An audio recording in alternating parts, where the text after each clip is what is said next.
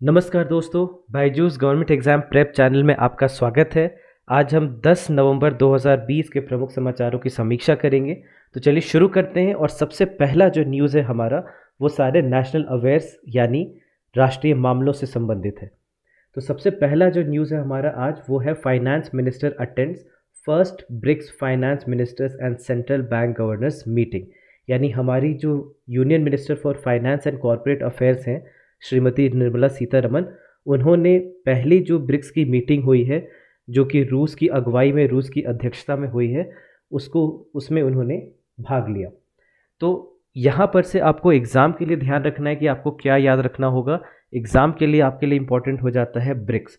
तो समझ ले हम लोग ब्रिक्स के बारे में और समझे ब्रिक्स है क्या। तो सबसे पहले ध्यान रखेंगे कि ब्रिक्स जो है वो 5 प्रमुख उभरती राष्ट्रीय अर्थव्यवस्थाओं से बना हुआ है, जिसमें कि ब्राज़ील, रशिया, इंडिया, चाइना और साउथ अफ्रीका, ये 5 देश सम्मिलित हैं।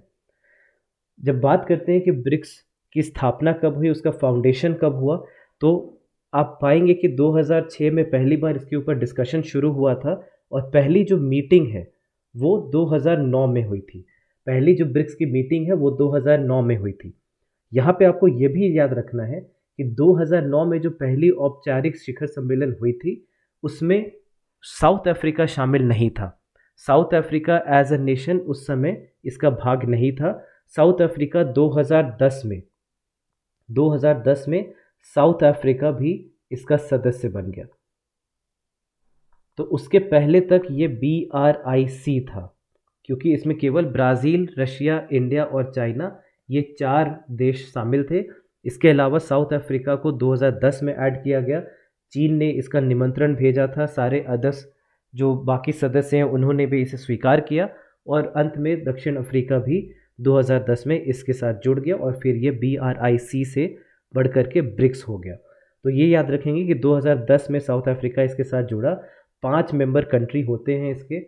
और इसके साथ साथ जो लास्ट जो इसका शिखर सम्मेलन था, वो 13-14 नवंबर को 2019 में ब्राज़ील में हुआ था।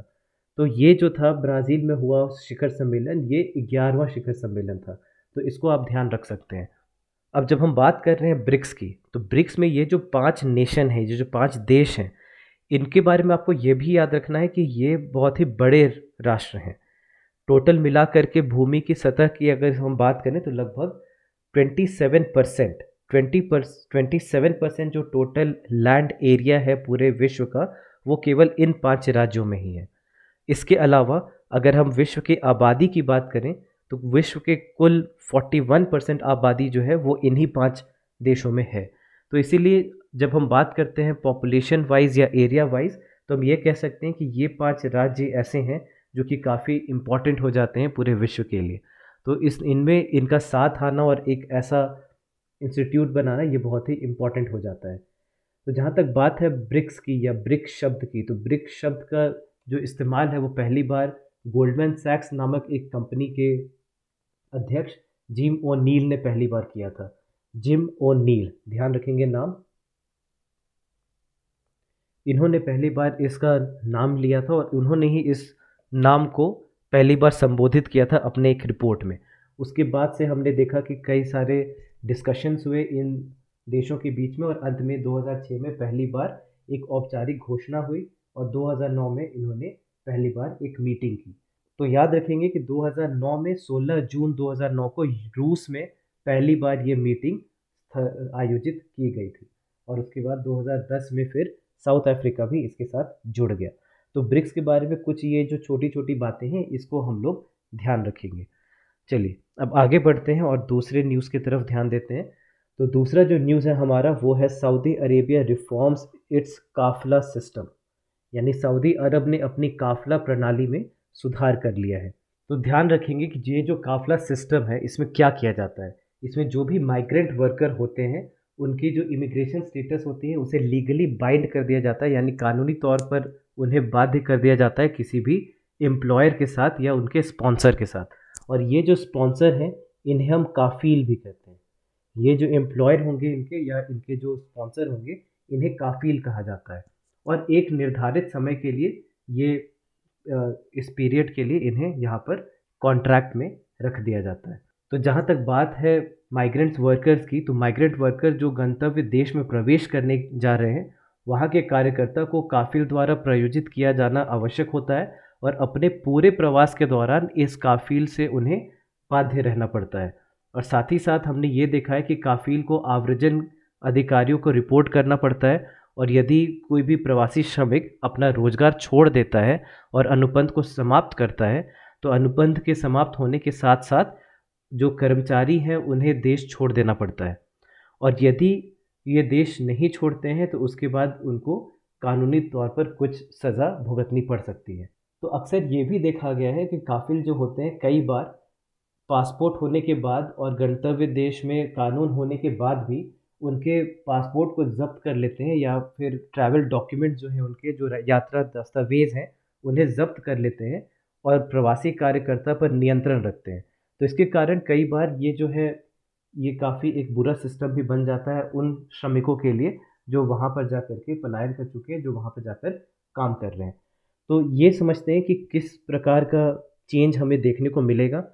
तो सऊदी अरब ने कामगारों के हित में एक बहुत बड़ा कदम उठाते हुए ये जो काफ़िला प्रणाली है इसको समाप्त कर दिया है, और मानव संसाधन और सामाजिक विकास मंत्रालय ने बुधवार को इसकी वहाँ पर घोषणा कर दी।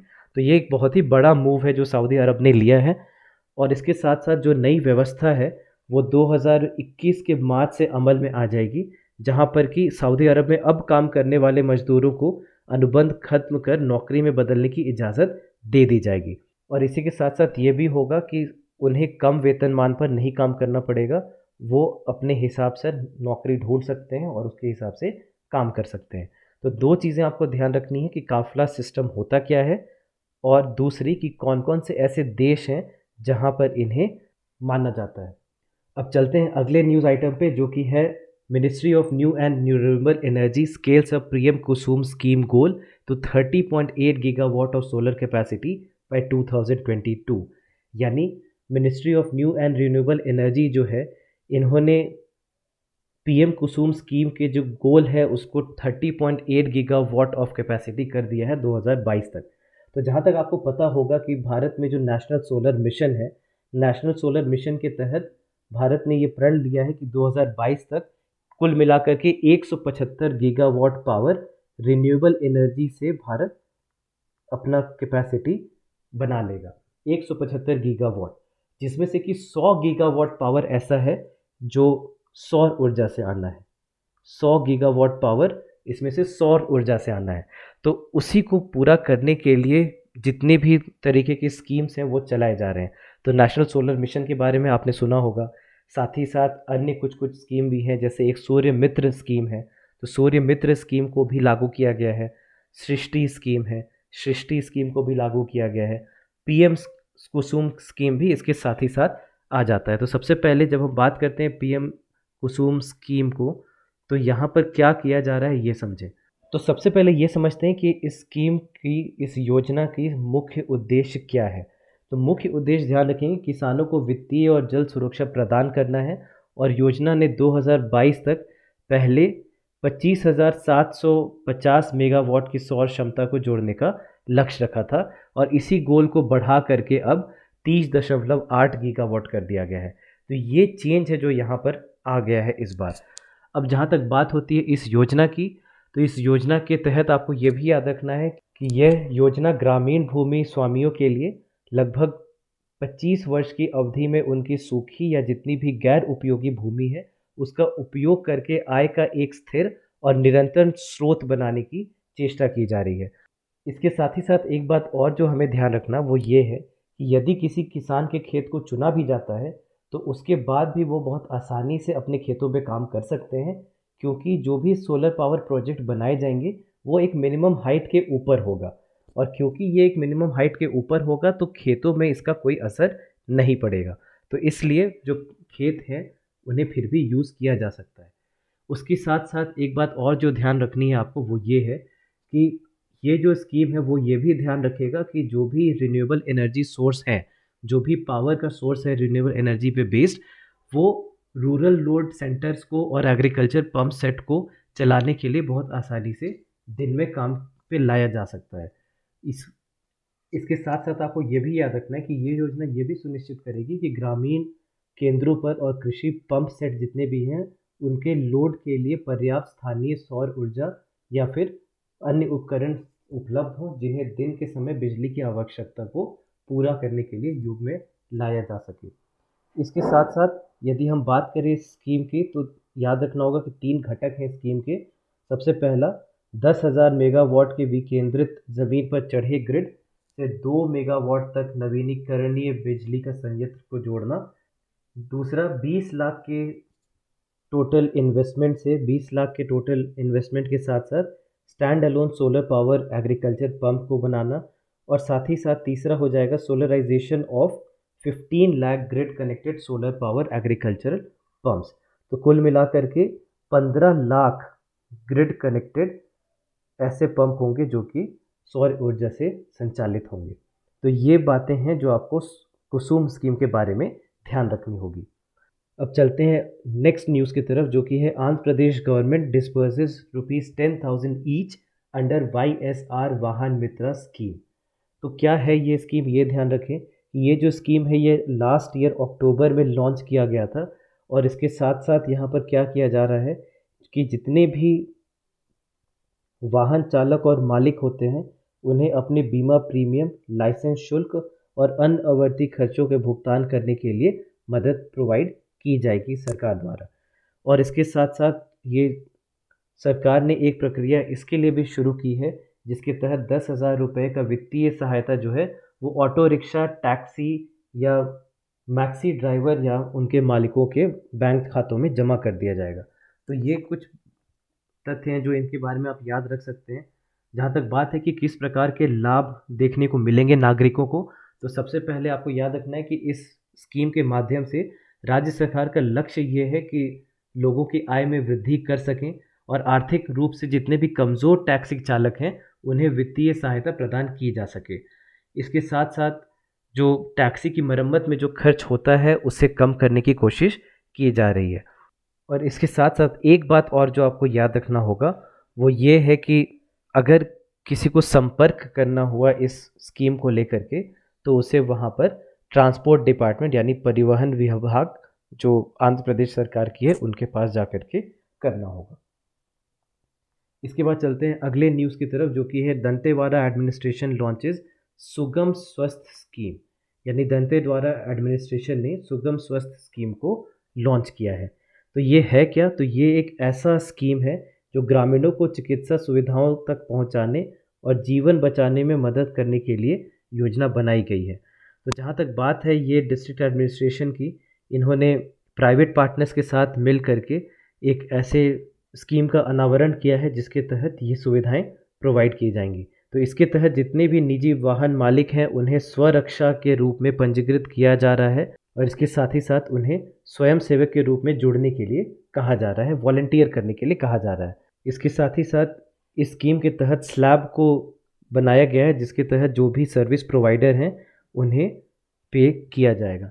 तो ध्यान रखना है कि ये स्कीम क्या है और इस स्कीम के अंदर क्या कहा जा रहा है, बस इतना ध्यान रखें।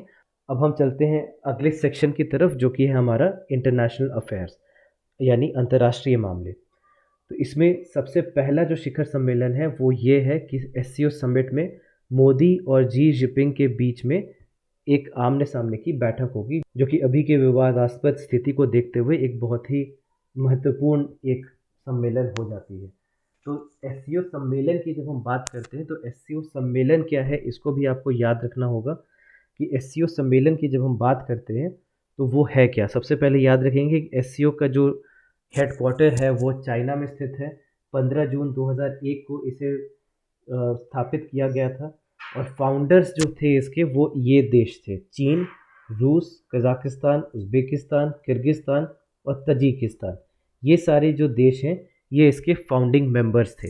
तो ध्यान रखना होगा कि ये SCO है क्या और SCO के साथ साथ इसके मेंबर देश जो हैं वो कौन कौन से हैं। तो जब हम बात करते हैं SCO की तो सबसे पहले इनका जो मुख्य लक्ष्य है इन्हें ध्यान रखें।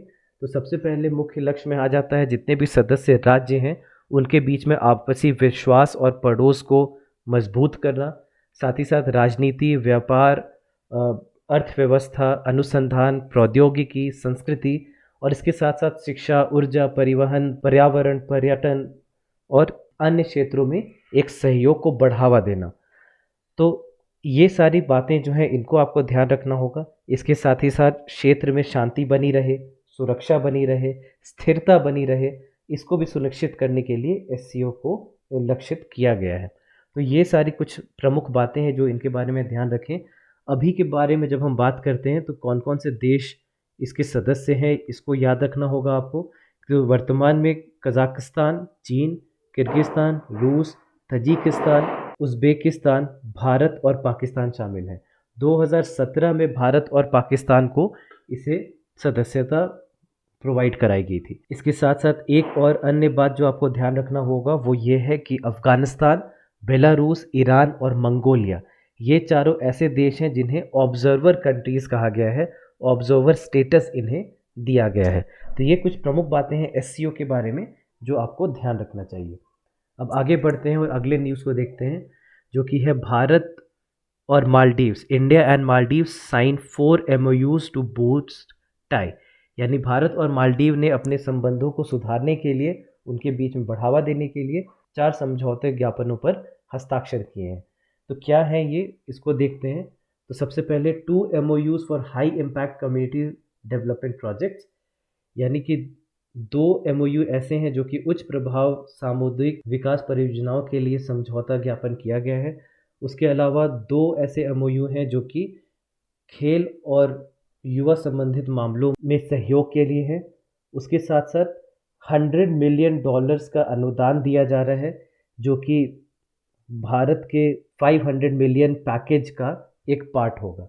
तो $500 मिलियन पैकेज जो है उसका पार्ट होने वाला है, जिसमें कि $100 मिलियन ग्रांट जो है वो यहाँ पर MOU से आएगा। तो छोटी सी न्यूज़ है, इसमें ये जो कुछ प्रमुख बातें हैं इसको आप ध्यान रख सकते हैं। अगला जो हमारा सेक्शन है वो है various national and international personalities in news, यानी जितने भी प्रमुख व्यक्तित्व हैं उनके बारे में हम यहाँ पर चर्चा करेंगे।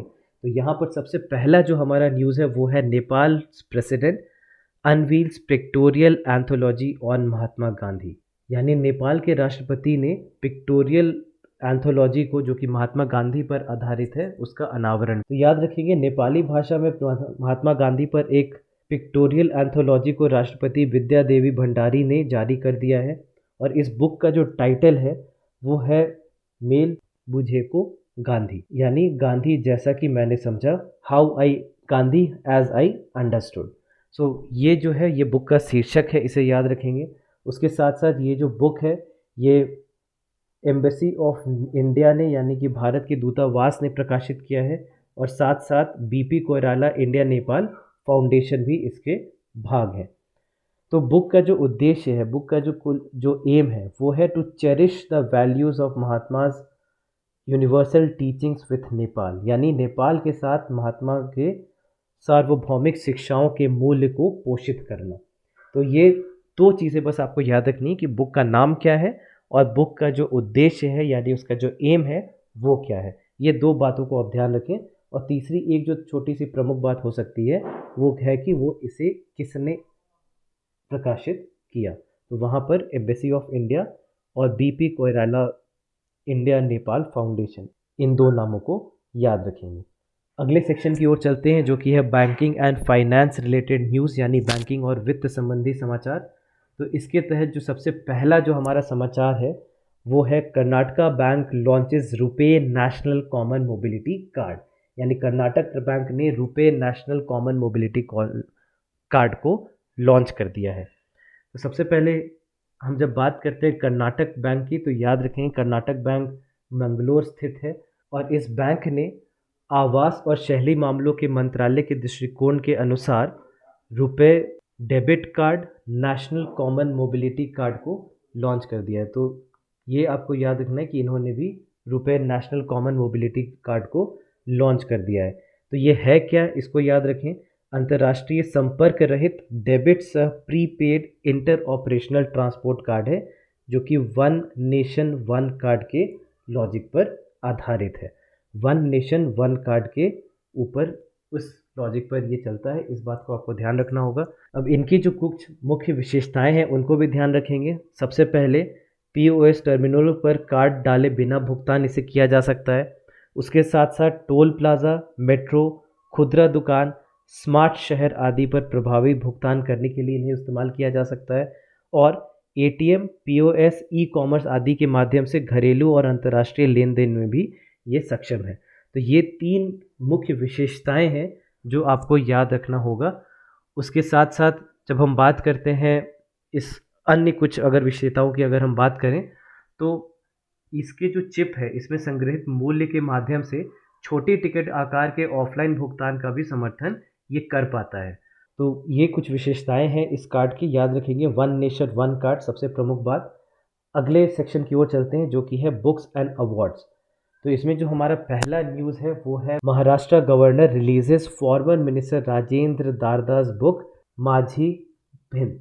तो राज्यपाल भगत सिंह जो है महाराष्ट्र के जो गवर्नर, उन्होंने पूर्व शिक्षा मंत्री राजेश दर्रा द्वारा लिखित पुस्तक माझी भींट यानी मेरी दीवार का विमोचन कर दिया है। तो ये बुक है क्या, इसको याद रखिए कि this book is a compilation of selected Facebook post by Darda portraying to a range of issues written over the last 4 years. यानी पिछले 4 वर्षों में लिखित जितने भी मुद्दे हैं उनकी श्रृंखला के रूप में इसे देखा जा सकता है।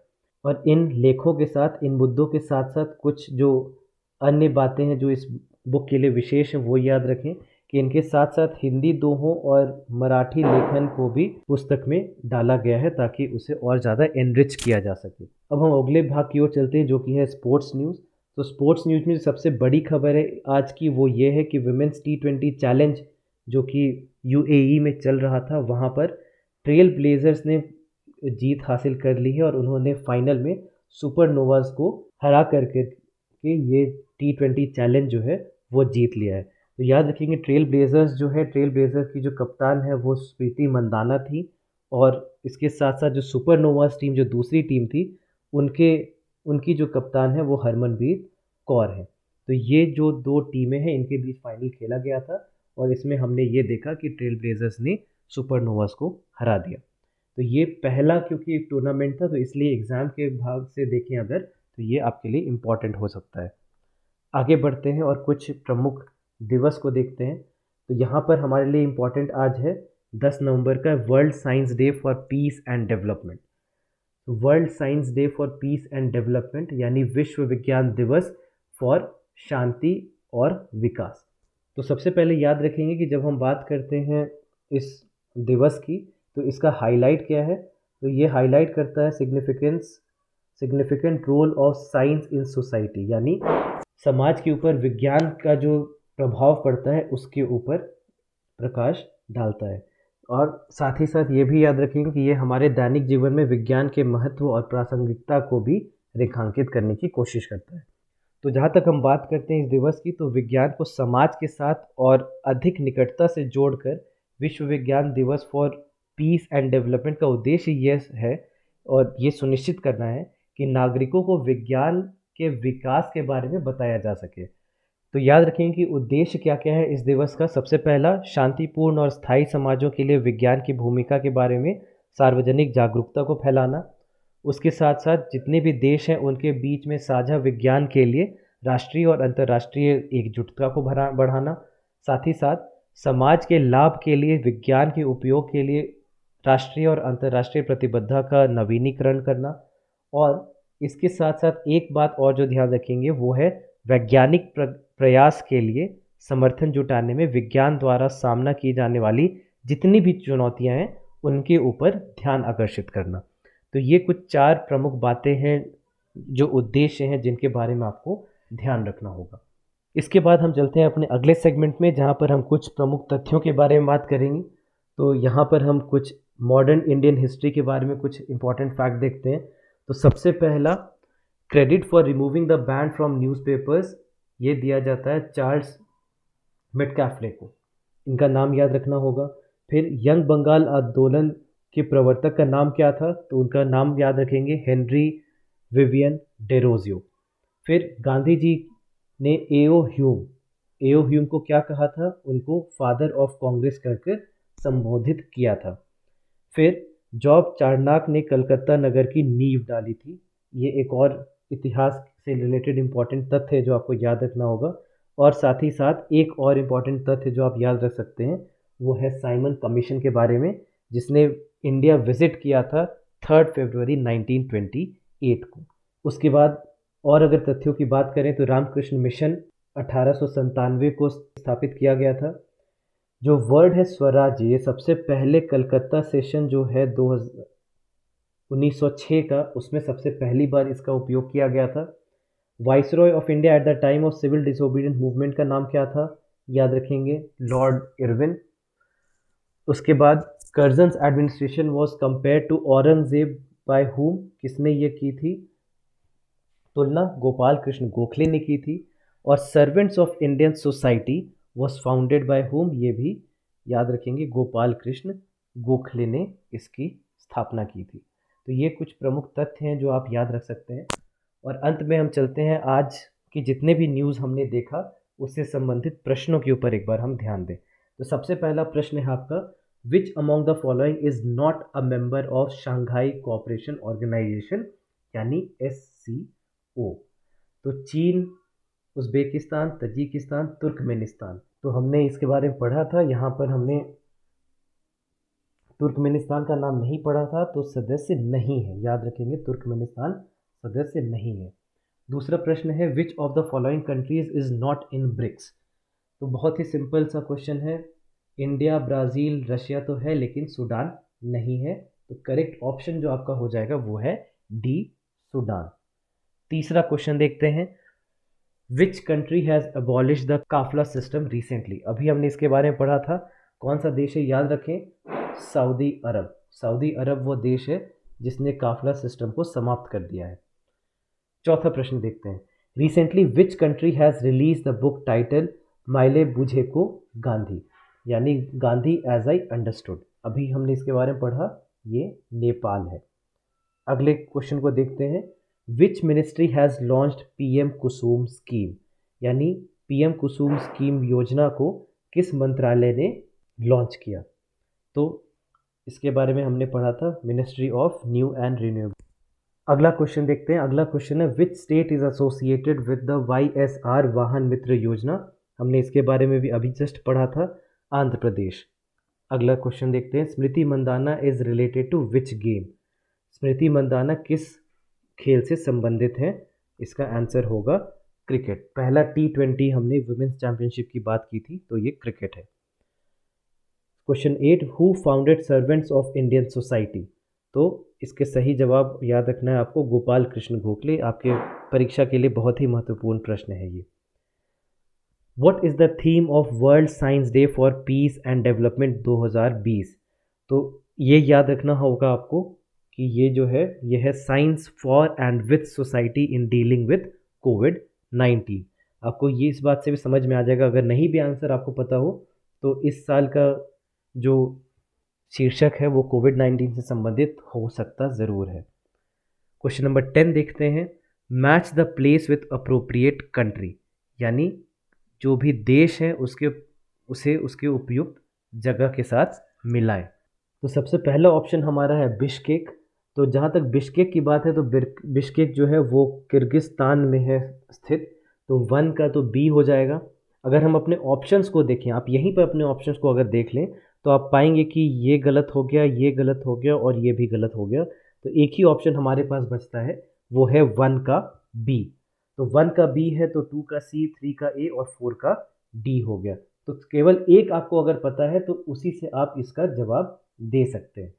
तो ये हमारा आज का 10वां प्रश्न हो गया। तो इसी के साथ आज का जो हमारा ये सेशन था हम इसे यहीं समाप्त करते हैं। जितनी भी चीज़ें हमने पढ़ी प्लीज़ इसे दोबारा से देखें, इसे रिवाइज़ करें और जितने भी प्रमुख फैक्ट्स हैं, जितने भी प्रमुख तथ्य हैं जिन्हें आपने पढ़ा है आज, उसे ज़रूर एक बार फिर से रिवाइज़ कर लें। सारे प्रश्नों को भी रिवाइज़ कर लें, इससे आपको अपनी परीक्षा में बहुत मदद मिलेगी। तो चलिए इसी के साथ मैं आज का इस सेशन को यहीं पे समाप्त करता हूँ। Thank you very much for joining us.